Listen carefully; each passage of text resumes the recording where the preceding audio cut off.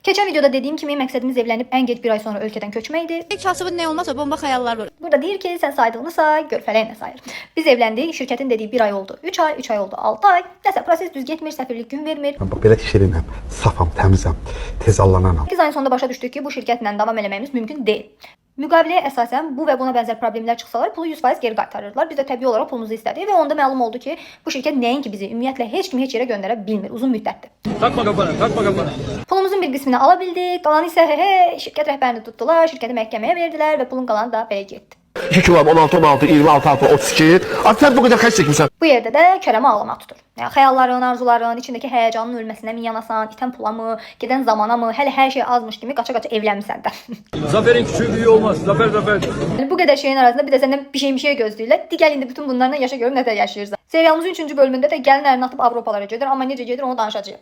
Dünya vecimə deyil. Mən sizə əlinizə alıb bu şturvalı gəzdirməyi arzu eləmirəm.